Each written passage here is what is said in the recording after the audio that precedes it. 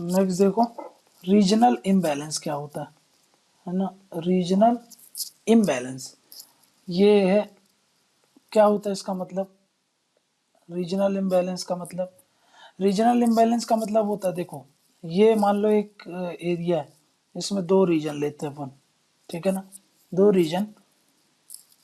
इसमें क्या होगा, इसमें ये होगा कि भाई एक रीजन में पोलराइजेशन ऑफ इकोनॉमिक फैक्टर हो जाएगा, है ना। यहाँ पर देखो इकोनॉमिक फैक्टर्स हैं, इकोनॉमिक फैक्टर्स मतलब यहाँ पर ग्रोथ हो सकती है, डेवलपमेंट हो सकता है ना, एम्प्लॉयमेंट अपॉर्चुनिटी अच्छी होती है, स्टैंडर्ड ऑफ लिविंग अच्छा हो जाएगा, ठीक। या फिर आप इकोनॉमिक बोल सकते हो और सोशल फैक्टर दोनों, लेकिन मेनली काहे से कंसर्न होता है, इकोनॉमिक फैक्टर्स, ठीक है।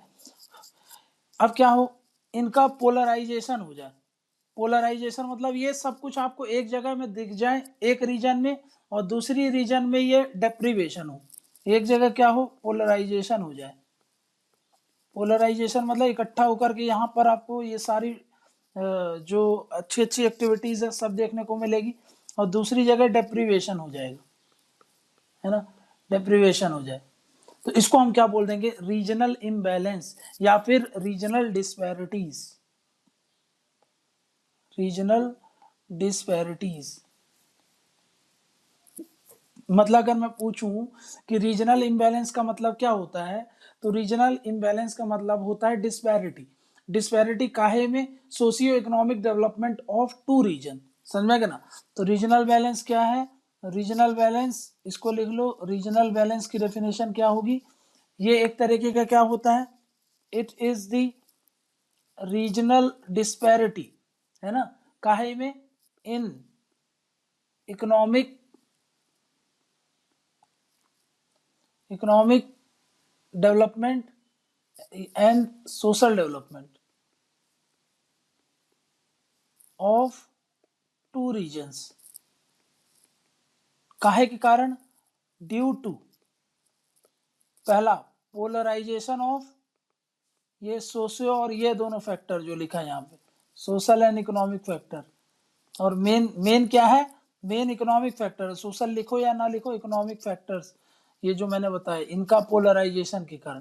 और दूसरा deprivation of the same, deprivation of यही factor, economic and social factor, समझ में गया। तो मतलब एक जगह पोलराइज हो जाएगा, मतलब वहां पर जाकर के इकट्ठा हो जाएगा, दूसरी जगह डेप्रीवेशन हो गया, मतलब वहां देखने को नहीं मिलेगा। तो इसको क्या बोलेंगे, ये रीजनल इम्बैलेंस है, ठीक है ना।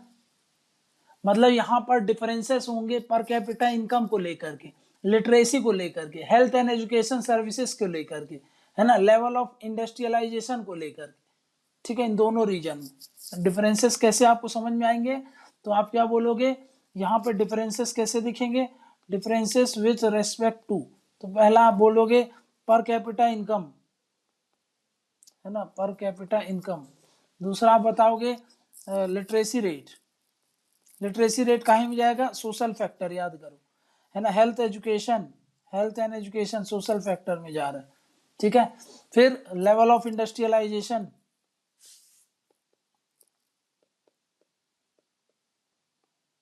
है ना।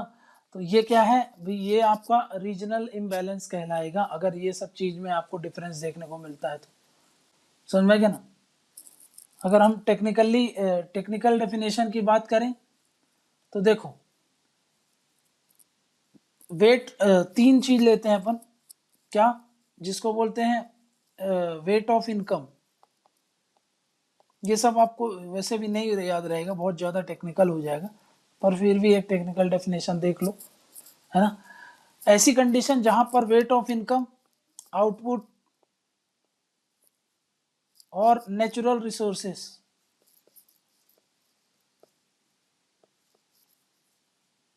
ये तीन वेरिएबल्स हैं, अगर ये बैलेंस्ड है, इफ आर बैलेंस्ड, इसका मतलब क्या है कि बैलेंस्ड ग्रोथ है, ठीक है, बाकी ये बहुत टेक्निकल डेफिनेशन है, आप इसको अवॉइड कर सकते हो। जो पहली वाली डेफिनेशन बताई मैंने वो याद रखो, है ना। क्या कि रीजनल इम्बैलेंस का मतलब क्या होता है, तो भाई डिस्पैरिटी होती है इनकम सोशियो इकोनॉमिक डेवलपमेंट को लेकर के अलग अलग रीजन में। तो वो क्यों होता है, तो एक जगह पोलराइजेशन होगा, दूसरी जगह डेप्रिवेशन होगा, है ना। काहे का पोलराइजेशन, वही जो सारे फैक्टर्स बताया था मैंने आपको सोशियो इकोनॉमिक फैक्टर्स के कारण, है ना। एक जगह ज़्यादा देखने को मिलेगी, दूसरी जगह कम देखने को मिलेगी, तो उसके कारण क्या होगा, आप बता सकते हो कि भाई हाँ इसके कारण दोनों में डिस्पैरिटीज आ जाएंगी। ठीक है, तो आप देखते हैं कौन कौन से फैक्टर्स हैं इंडिया में रीजनल जो ये डिस्पैरिटीज है उनके फैक्टर्स क्या हैं। फैक्टर्स, तो सबसे पहला फैक्टर है जिसको मैं बोल रहा हूँ हिस्टोरिकल फैक्टर। हिस्टोरिकल फैक्टर, अब इसमें क्या बोलोगे आप हिस्टोरिकल फैक्टर में, कि भाई इंडिया में क्या है कि ये जो आपका रीजनल इम्बैलेंस स्टार्ट हुआ है वो ब्रिटिश रिजीम के समय में हुआ है ना। अब इंडिया में ये जो रीजनल बैलेंस है ब्रिटिश के द्वारा चालू हुआ है, मतलब क्या है इसका, इसका मतलब ये है कि देखो ब्रिटिश रूरल्स जो ये रूल करते थे, तो इन दौरान इन्हीं के समय में हमारे यहाँ इंडस्ट्रियलाइजेशन आया है, ये तो आपको पता है ना। भाई इन्हीं के समय में इंडस्ट्रियलाइजेशन है, लेकिन इन्होंने क्या किया था कि कुछ ही रीजन को इन्होंने आइडेंटिफाई किया एज अ ट्रेडिंग सेंटर, है ना। जैसे मुंबई हो गई, चेन्नई हो गई, कोलकाता हो गई, ठीक है। ये अब ये प्रिफर करते थे, कुछ ही रीजन्स पर कंसंट्रेट कर देते थे अपनी सारी एक्टिविटीज, और कुछ ही स्टेट को इन्होंने आइडेंटिफाई किया और वहां पर ये इंडस्ट्री सेटअप की। उससे क्या होगा कि भाई जिस रीजन में ये इंडस्ट्री सेटअप की उसके आसपास के रीजन तो डेवलप हो गए, अच्छा खासा उनकी ग्रोथ हुई, डेवलपमेंट हुआ, लेकिन कुछ रीजन्स जो इनके द्वारा छोड़ दिए गए थे, है ना, जो रूरल एग्रीकल्चरल स्टेट्स थे, तो वहां पर आप देखना कि वहां पर जो डिस्पैरिटीज थी और इनको लेकर के डिस्पैरिटीज, बहुत बड़ा गैप देखने को मिलेगा आपको, है ना। क्यों, क्योंकि ब्रिटिश अपने इंटरेस्ट सर्व करते थे, जहां पे उनका इंटरेस्ट सर्व हो उन्हीं को ही वो उन जगह को आइडेंटिफाई करके उन पर ये सारी एक्टिविटीज को प्रमोट करते थे, है ना, उनको वहां पर बढ़ावा देते थे। तो जहां पर ये इंडस्ट्रियलिस्ट वगैरह उन्होंने लगाए, है ना, जहां पे कैपिटल इन्वेस्टमेंट हुआ उस रीजन का डेवलपमेंट हो गया, सोशियो इकोनॉमिक फैक्टर अच्छी इंप्रूव हो गए, पोलराइज हो गए। और जहां पर इन्होंने ध्यान नहीं दिया वहां पर क्या हुआ, तो आपको पता है वहां पर उन्होंने छोड़ दिया, तो फिर वो पूरा दोनों में डिस्पैरिटीज देखने को मिलेगी, है ना। तो ये पहला हिस्टोरिकल फैक्टर जहां पर आप ब्रिटिश पॉलिसीज को बता सकते हो। ठीक है, ठीक है ना, जिसमें एक तो पूरी तरीके से अच्छे से फोकस्ड रहा, दूसरा एरिया मतलब पूरी तरह से तरीके से नेग्लेक्ट रह गया। ठीक है, नेक्स्ट क्या बोलता हूं, जियोग्राफिकल फैक्टर।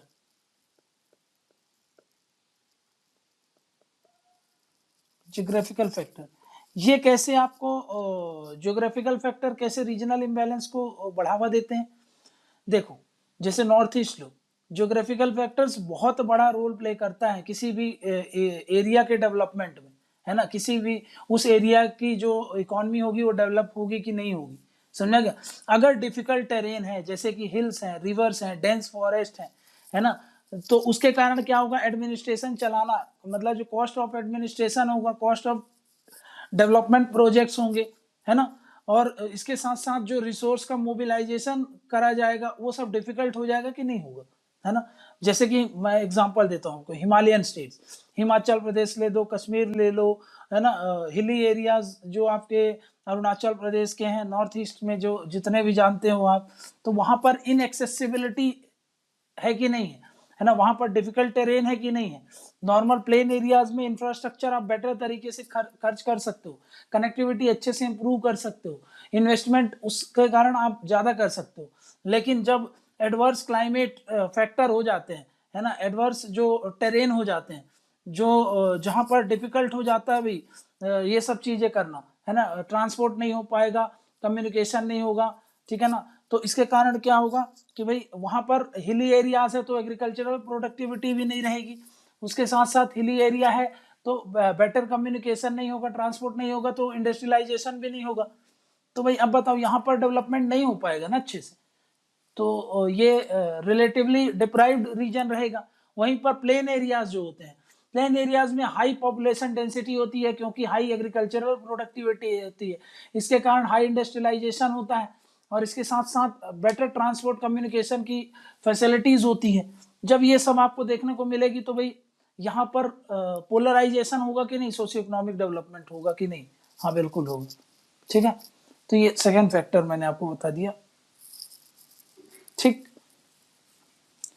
ठीक है, नेक्स्ट क्या बोल रहा हूं, लोकेशनल एडवांटेज।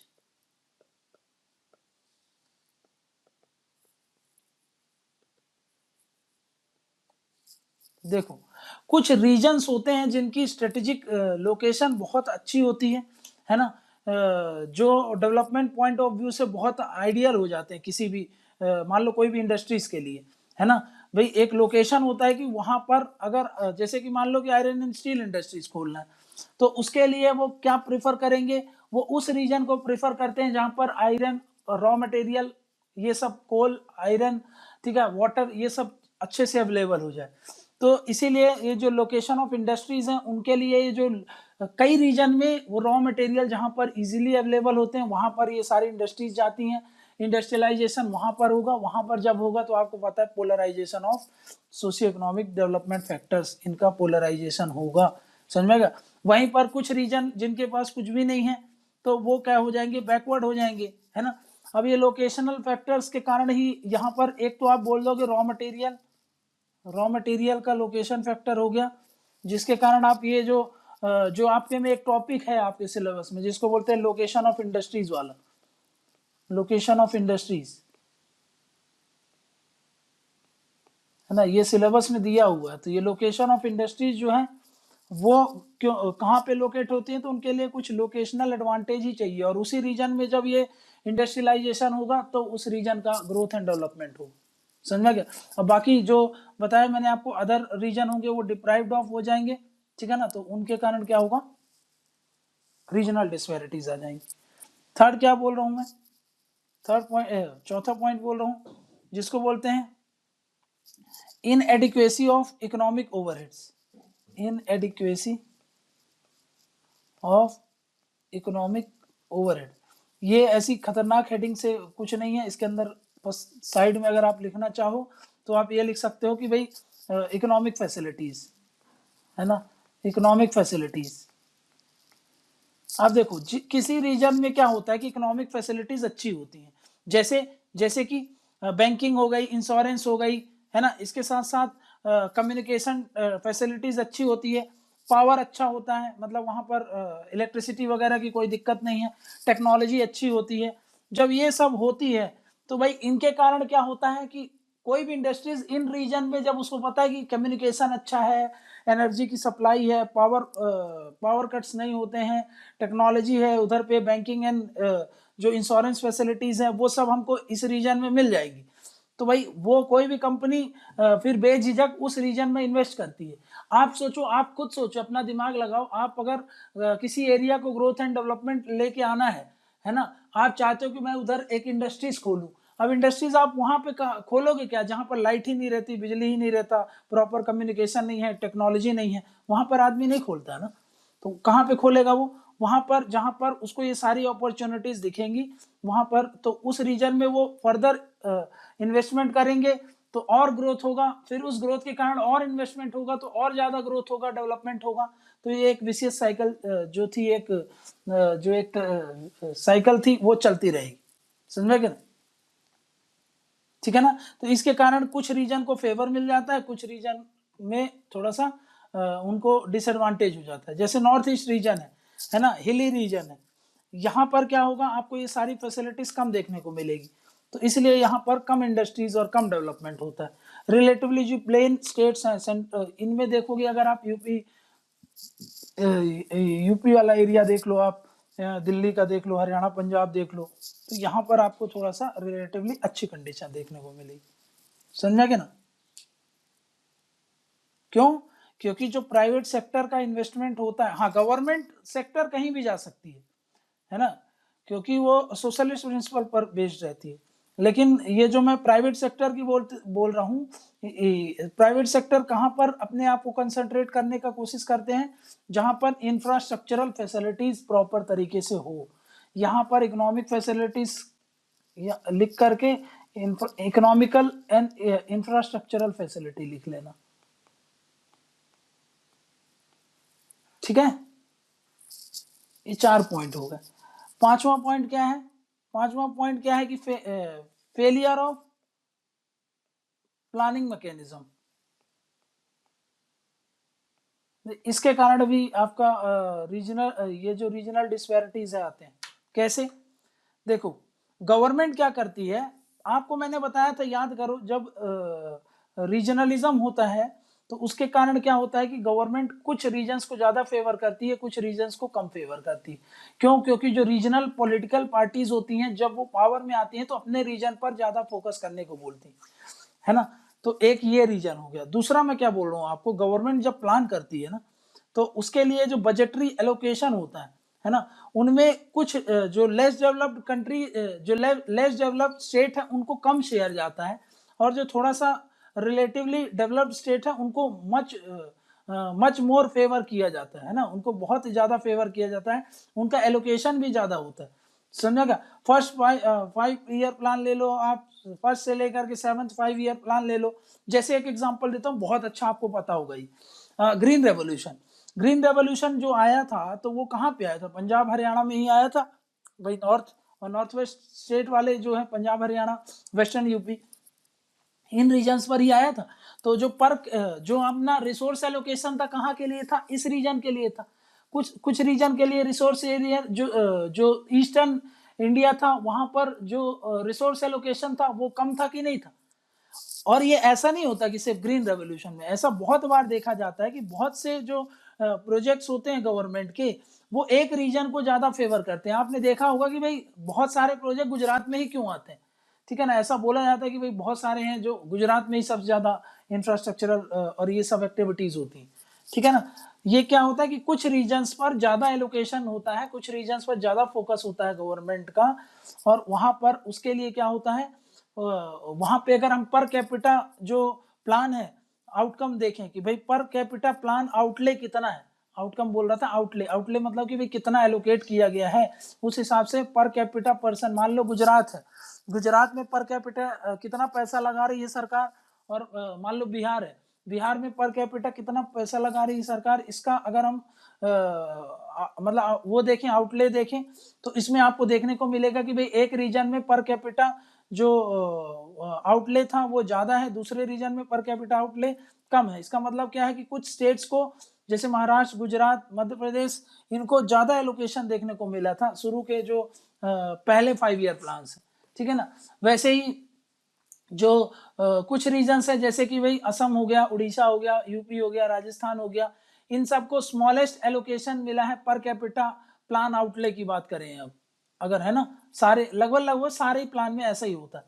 तो इसके कारण क्या होता है, जब वहां पर ज्यादा इकोनॉमिक ग्रोथ होगी तो पर कैपिटा, जब आउटले ज्यादा होगा तो पर कैपिटा इनकम भी बढ़ने लगेगी ना उनकी, तो भाई वहां पर कैपिटा इनकम वगैरह अच्छी से बढ़ने लगेगी, वहां पर इंप्रूवमेंट होगा, तो वहां पर जो सोशल इंडिकेटर्स हैं, इकोनॉमिक इंडिकेटर्स हैं, वो ज्यादा अच्छे से काम करेंगे। जब वो ज्यादा अच्छे से काम करेंगे तो सोशियो इकोनॉमिक डेवलपमेंट आएगा। जब ये आएगा तो पोलराइजेशन होगा, याद करो, कुछ जो सोशियो इकोनॉमिक फैक्टर्स हैं उनका पोलराइजेशन हो गया। और वहीं पर बिहार जैसे स्टेट में जो यूपी वाले स्टेट हैं उनमें, rest of the UP, western UP की बात नहीं कर रहा हूँ, तो वहां पर क्या होगा, आपको डिस्पैरिटीज देखने को मिलेगी, रिलेटिव डेप्रिवेशन देखने को मिलेगा। तो इसके कारण क्या होगा, फिर रीजनल इम्बैलेंस होगा। समझ में आ गया? नेक्स्ट क्या है, 6 पॉइंट, जैसे कि आप इसको बोल सकते हो marginalisation of impact of green revolution, separate topic भी बोल सकते हो या फिर इसी में लिख देना, ठीक है ना। मार्जिनलाइजेशन क्योंकि ग्रीन रेवोल्यूशन के कारण हुआ है, जो कि, ठीक है ना, marginalisation of impact of green revolution to certain region. इसमें आपको पता है कुछ रीजन्स पर ये जो था ग्रीन रेवोल्यूशन उसको इंट्रोड्यूस किया गया था, समझ में आ गया, जो कि आपका पंजाब हरियाणा वेस्टर्न यूपी वाला एरिया है। तो इनको तो बेटर तरीके से आज देखो, इनमें वहां पर आउटले ज्यादा था इन रीजन्स के लिए, तो आज इनका देखो जो पर कैपिटा इनकम है और जो यहाँ का economic development, socio economic development है, वो काफी अच्छा हो गया। वहीं पर अगर मैं बात करूं जो कुछ रीजन जहां पर नेग्लेक्ट किया गया था, ये सब इंट्रोड्यूस नहीं किया गया था, तो वहां पर आपको पता है कि भाई जो डेप्रिवेशन ज्यादा देखने को मिलता है ना। नेक्स्ट क्या बोल रहा हूं मैं, 7 1 8 8वां पॉइंट क्या बोल रहा हूं मैं कि भाई लैक ऑफ मोटिवेशन बोल सकते हो इसको। चलो लास्ट में इकट्ठा पॉलिटिकल उसमें रख लेंगे, पॉलिटिकल रीजंस। इसमें आप एक चीज याद रखो कि लैक ऑफ एंसिलरी इंडस्ट्री समझते हो, लिख देता हूं पहले मैं, lack of growth of ancillary industries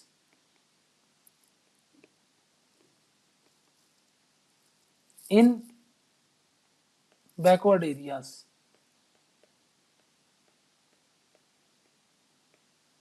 ठीक, अब lack of growth of ancillary industries का मतलब क्या है, देखो गवर्नमेंट ऑफ इंडिया क्या फॉलो करती है, एक डिसेंट्रलाइज्ड अप्रोच फॉलो करती है, काहे के लिए, जो बैकवर्ड रीजन्स होते हैं उनको डेवलप करने के लिए। ये मैंने आपको बताया था, जैसे पंचायती राज इंस्टीट्यूशन हो गई, पेशा हो गया, ये सब क्या है, डिसेंट्रलाइज, या 5th शेड्यूल 6th शेड्यूल क्या है, डिसेंट्रलाइज्ड अप्रोच।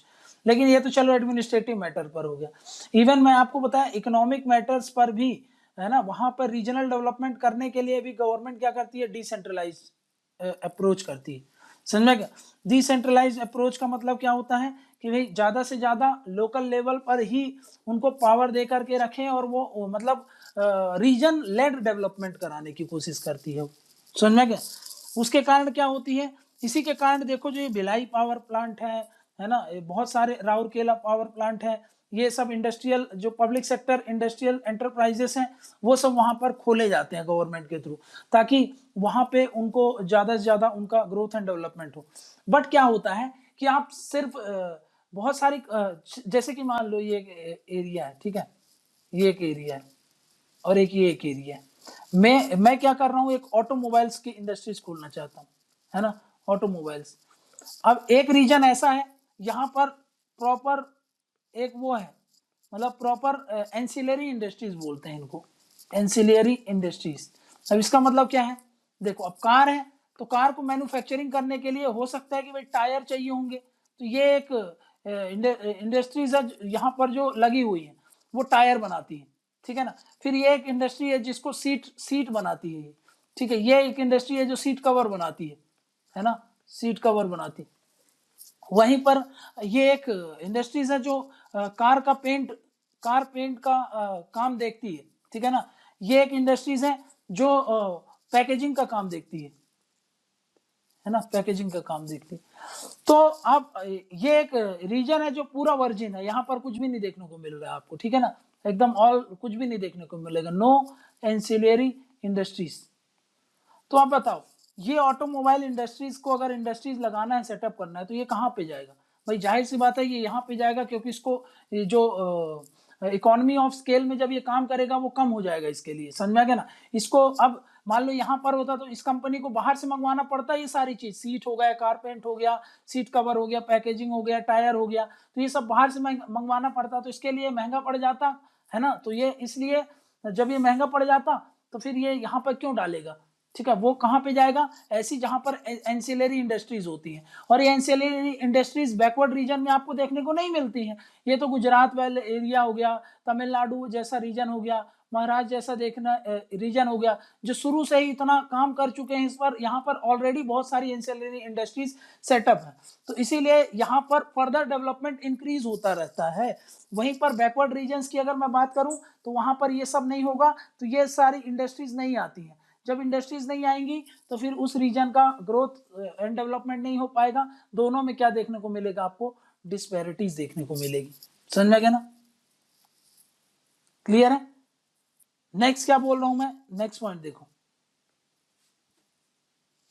नेक्स्ट क्या बोल रहा हूं, 9वां पॉइंट, जो भी हो 8वां 9वां, ठीक है ना। यहां पर मैं बोल रहा हूं लैक ऑफ मोटिवेशन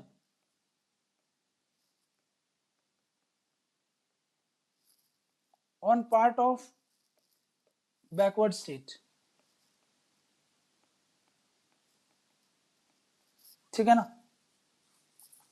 देखो, रीजनल इम्बैलेंस जब होता है, बढ़ता है, तो उसके कारण क्या होता है, लैक ऑफ मोटिवेशन भी आता है बैकवर्ड स्टेट के लिए डेवलपमेंट कराने के लिए। जैसे मैंने आपको अभी एग्जांपल दिया कि भाई वहां पर एंसिलरी इंडस्ट्रीज है ही नहीं, एंसिलरी इंडस्ट्रीज है ही नहीं, तो मैं वहां पर क्यों जाऊं, क्यों इन्वेस्टमेंट करूं।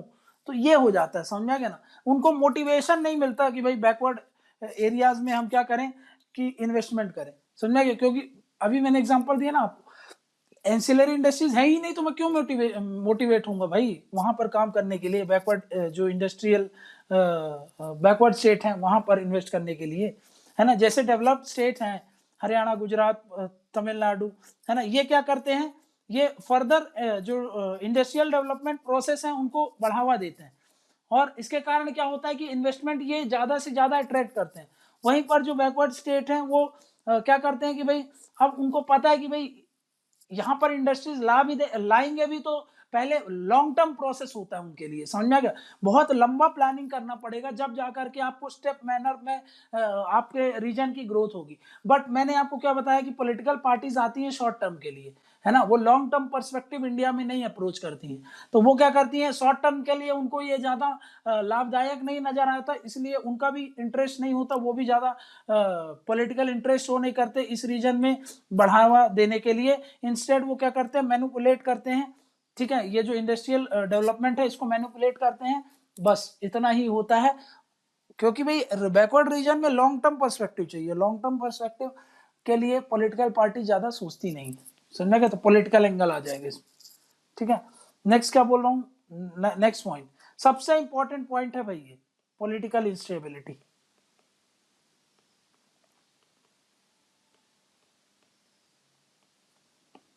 ठीक है।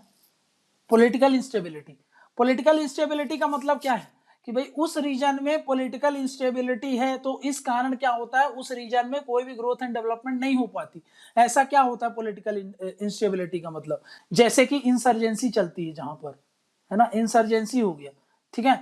और उसके साथ साथ आपको माओइस्ट एरिया है, जो माओइज्म चलता है, माओइस्ट हो गया, नक्सलिज्म जिसको बोलते हैं, लेफ्ट विंग एक्सट्रीमिज्म बोल लो इसको, ठीक है। इसके अलावा लॉ एंड ऑर्डर की प्रॉब्लम है, मतलब एक्सट्रीमिस्ट वायलेंस होते हैं जहां पर, एक्सट्रीमिस्ट वायलेंस होते हैं जहां पर अनस्टेबल गवर्नमेंट रहती है, अनस्टेबल गवर्नमेंट रहती है, जहां पर लॉ एंड ऑर्डर की प्रॉब्लम रहती है ना। इन रीजन्स पर कभी भी ग्रोथ एंड डेवलपमेंट नहीं आएगी। क्यों? क्योंकि यहाँ पर इकोनॉमिक इंडिकेटर्स कभी अच्छा परफॉर्म नहीं करेंगे, यहाँ पर सोशल इंडिकेटर्स कभी भी अच्छा परफॉर्म नहीं करेंगे, समझेगा। तो इकोनॉमिक इंडिकेटर्स, सोशल इंडिकेटर्स दोनों ही आपके खराब रहेंगे, क्योंकि इनमें कभी भी कंटिन्यूटी नहीं मिल पा रही है, स्टेबिलिटी नहीं मिल पा रही है। तो क्या होगा, ये रीजन में सोशियो इकोनॉमिक डेवलपमेंट नहीं आ पाएगा। आप एग्जाम्पल उठा के देख लो, नॉर्थ ईस्ट देख लो, फिर आप देख लो जो हिली एरियाज में कश्मीर वाला एरिया देख लो आप, उसके अलावा आप जो ये माओइस्ट है जैसे छत्तीसगढ़, और जहां पर भी ये नक्सलिज्म वाला एरिया वहां पे देख लो, वहां पर सोशियो इकोनॉमिक डेवलपमेंट कभी भी नहीं हो पाएगा। जब ये नहीं होगा तो आपको पता है कि पोलराइजेशन होगा इकोनॉमिक रिसोर्सेज का, कहां पर, जहां पर स्टेबिलिटी है, और कहां नहीं होगा, जहां पर इंस्टेबिलिटी है। तो जहां पर स्टेबिलिटी वहां पर पोलराइजेशन, जहां पर इंस्टेबिलिटी है वहां पर डेप्रिवेशन। तो इसके कारण रीजनल इंबैलेंस देखने को मिलेगा कि नहीं मिलेगा? हाँ बिल्कुल, रीजनल इंबैलेंस देखने को मिलेगा। और ये पॉलिटिकल इंस्टेबिलिटी आपको कहाँ मैक्सिमम देखने को मिलेगी? जो एडवांस स्टेट है ना, एडवांस स्टेट है वहां पर नहीं देखने को मिलेगी आप, है ना। कहां पर देखने को मिलती है? ये बैकवर्ड स्टेट में, ठीक, बैकवर्ड स्टेट में देखने को मिल रही है। तो इस कारण क्या होता है कि भाई ये सारे फैक्टर्स जो हमने देखे, ये क्या बताते हैं, ये रीजनल इम्बैलेंस के कारण को बताते हैं कि रीजनल इम्बैलेंस इस इन इन कारण के इन इन चीजों के कारण होता है, समझा क्या। अब बात करते हैं कि भाई कैसे ये इम्पैक्ट करता है ना। तो हम देख लेते हैं कैसे रीजनल इम्बैलेंस इंपीड करता है, impedes इकोनॉमिक डेवलपमेंट, है ना, ऑफ द रीजन, ठीक। तो चलो बताओ भाई कैसे ये इंपीड करता है सोशियो इकोनॉमिक डेवलपमेंट में किसी भी रीजन में, बताओ। अभी मैंने क्या बताया, जब रीजनल इम्बैलेंस होगा तो पहली बात सोशियो इकोनॉमिक इंडिकेटर्स खराब प्रोड्यूस मतलब खराब परफॉर्म करेंगे, सोशियो इकोनॉमिक इंडिकेटर्स। तो यहाँ पर आप वही चीज एंगल आप अब अपना दिमाग लगाओ, सोशियो इकोनॉमिक इंडिकेटर्स अगर चलो सोशल एक इंडिकेटर लो, सोशल इंडिकेटर, जब सोशल इंडिकेटर वहां पर अच्छे परफॉर्म नहीं करेंगे तो क्या होगा कि पॉवर्टी, हंगर, माल न्यूट्रिशन, एजुकेशन, इलिटरेसी, ये सब की प्रॉब्लम आप बता दोगे कि ये सब प्रॉब्लम होगी, जो कि किसी भी सोसाइटी के डेवलपमेंट के लिए बहुत बड़ा इम्पेडिमेंट होते हैं।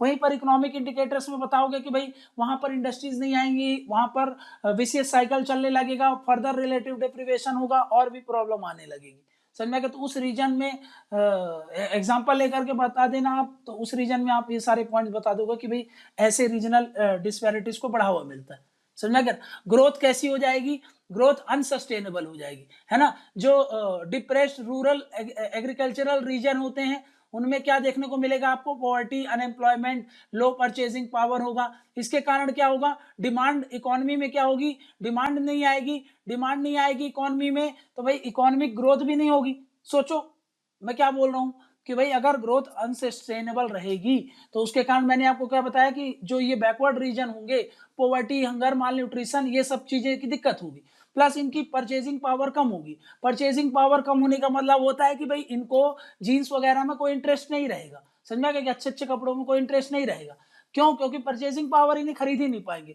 तो इकोनॉमी कैसे चलेगी उस रीजन में, सोचो आप, जब लोग खरीदेंगे ही नहीं, कुछ करेंगे ही नहीं। प्लस इसके अलावा हेल्थ, एजुकेशन, पॉवर्टी, हंगर, इसमें और प्रॉब्लम होगी, तो सरकार का और एडिशनल रिसोर्स बर्डन पड़ जाएगा इस रीजन में लगाने के लिए। सोचो बीमार ज्यादा होंगे तो भाई हॉस्पिटलाइजेशन का खर्चा, ये सब का खर्चा ज्यादा हो जाएगा ना, तो ये प्रॉब्लम होगी। क्लियर है। वहीं पर अगर सोशियो इकोनॉमिक इंडिकेटर्स अच्छे से परफॉर्म करेंगे तो सरकार एजुकेशन में भी कम खर्च करेगी, क्योंकि लोग प्राइवेट सेक्टर अफोर्ड कर पाएंगे। हेल्थ केयर सेक्टर में भी प्राइवेट सेक्टर को ज्यादा इजीली अफोर्ड कर पाएंगे, ज्यादा से ज्यादा उधर मूव कर जाएंगे प्राइवेट सेक्टर में लोग। पब्लिक सेक्टर पर कम बर्डन, रिसोर्स प्रेशर कम रहेगा, समझ में आ गया। इसलिए तो ये ऐसे इंपैक्ट कर देगा। नेक्स्ट क्या बोल रहा हूं, unproductive use of backward region. इसमें क्या होगा कि भाई जो बैकवर्ड रीजन होते हैं, समझे, उनमें उनका जो रीजन होता है, वहां के जो रिसोर्स होते हैं वो प्रॉपरली तरीके से, है ना, एक सस्टेनेबल वे में यूज नहीं हो पाएंगे, है ना। और वहीं पर अगर हम देखें कि भाई जो एडवांस स्टेट होते हैं वो कम रिसोर्सेस में भी मतलब आउटपुट अच्छा होता है उनका, इसीलिए उनका क्या होता है, आउटकम भी अच्छा होता है, समझ में गया। यहाँ पर क्या होगा, लैक ऑफ एजुकेशन और हेल्थ केयर इंफ्रास्ट्रक्चर, ये रिजल्ट काहे में करता है, पुअर सोशल इंडिकेटर्स, ये वाला एंगल आप उसमें इंक्लूड कर दोगे तो आप बोल सकते हो कि भाई ये सब पॉइंट आप इंक्लूड करके वो जो विशेष साइकिल वाला एंगल बताया आपको मैंने वो बता दिया।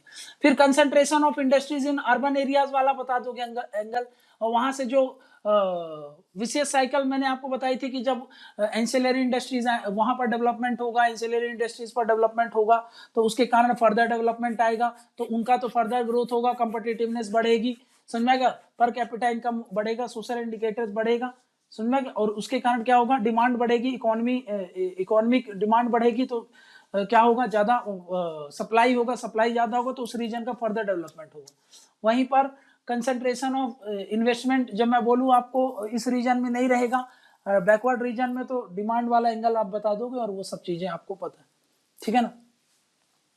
ठीक है, इसके कारण फिर फर्दर आप ये बोल सकते हो ना कि जब रीजनल डिस्पैरिटीज होता है तो इसका नेगेटिव कॉन्सिक्वेंस ये होगा कि रीजनलिज्म होगा, सन ऑफ सॉइल पॉलिसी वगैरह को बढ़ावा दिया जाएगा, तो पॉलिटिकल इंस्टेबिलिटी आ सकती है। इसके कारण आप ये सब बता सकते हो कि इंक्लूसिव ग्रोथ अगर नहीं होती है तो उसके कारण सोशल अनरेस्ट आता है, कन्फ्लिक्ट होते हैं, कन्फ्लिक्ट्स बढ़ते हैं, लेफ्ट विंग एक्सट्रीमिज्म को बढ़ावा मिलता है, समझ में आ गया।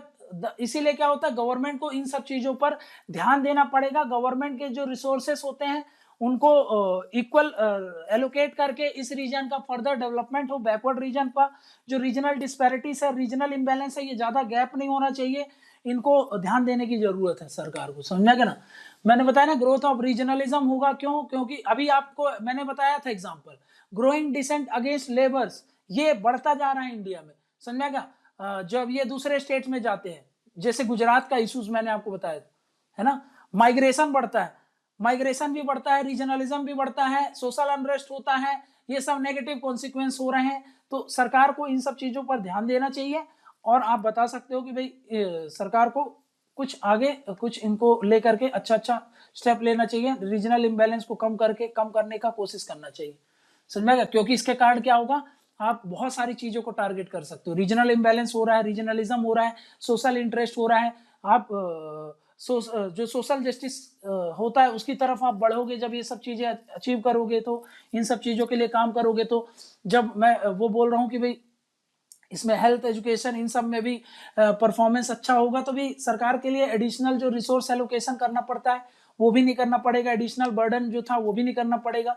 तो ये सब जो पॉइंट्स हैं, ऐसे करके economic development of the region को रोकते हैं, सोशल डेवलपमेंट को रोकते हैं। जो भी एंगल आए, जैसा भी आए, थोड़ा सा एक ब्रॉड पर्सपेक्टिव हमने समझ लिया। आप क्वेश्चन अच्छे से अटेम्प्ट कर सकते हो।